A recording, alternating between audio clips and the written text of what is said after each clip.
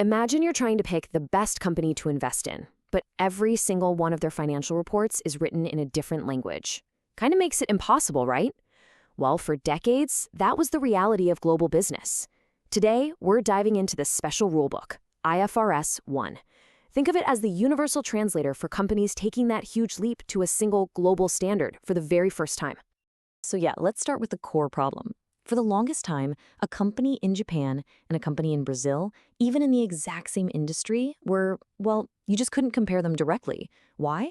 Because they were speaking completely different financial languages, each using their own local accounting rules. It was a total Tower of Babel for global investors.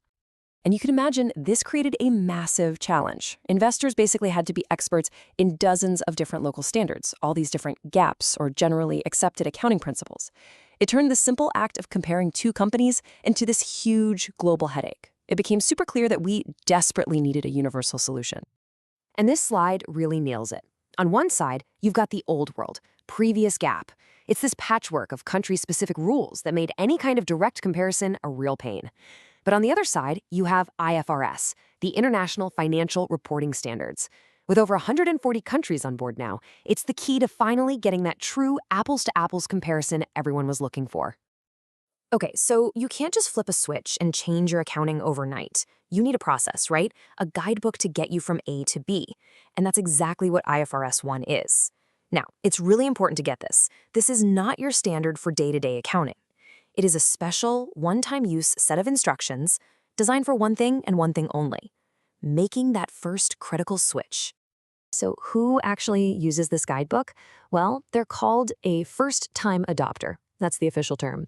And basically, it's any company that's publishing its very first set of books, where they stand up and say clearly and with no ifs, ands, or buts, we are now following IFRS. This is their public declaration that they're officially speaking the global language.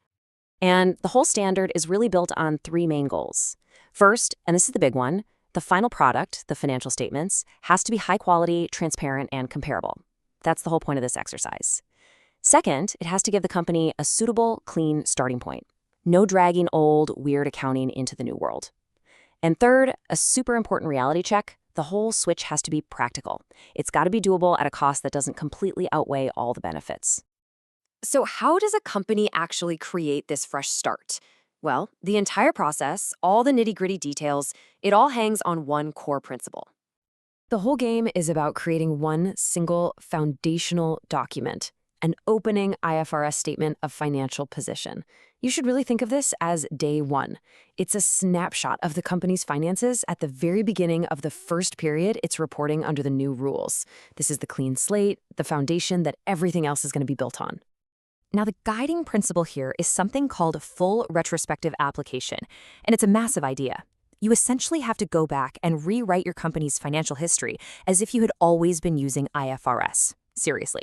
So you recognize all the assets and liabilities IFRS says you should have. You get rid of anything that IFRS doesn't allow. You move things from your old accounting buckets into the new IFRS buckets. You remeasure everything using IFRS rules. And then the grand finale, the net financial impact of all those changes gets posted in one place, retained earnings. But okay, let's be real for a second. Trying to go back 30 years to find the original receipt for a factory just to apply some rule would be an absolute nightmare, maybe even impossible. The people who write these standards, they get that.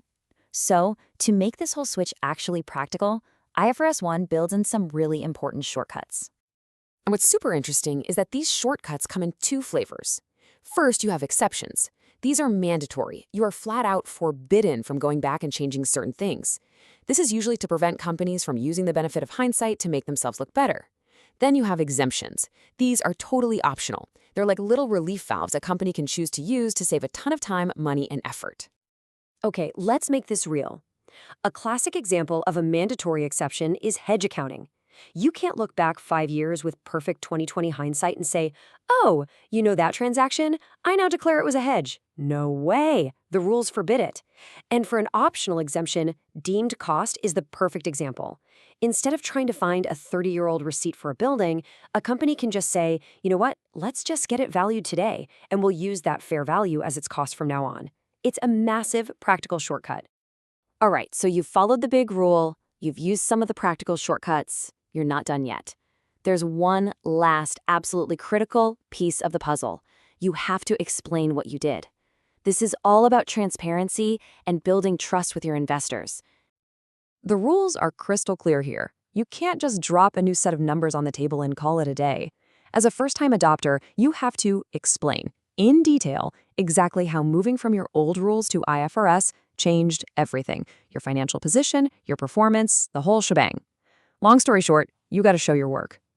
And a key part of showing your work is a reconciliation, like this simplified one here. A company literally has to spell it out. They say, okay, here's our equity under our old rules. Then we had to add this much because IFRS made us revalue an asset. And we had to subtract this much for a new liability we had to recognize. And voila, here is our new starting equity under IFRS. It makes the impact of the change totally transparent. So after all that, all the technical work, the restatements, the exceptions, the reconciliations, what's the big picture here? What's the payoff? Why would any company go through this incredibly complex journey? At the end of the day, the payoff is trust.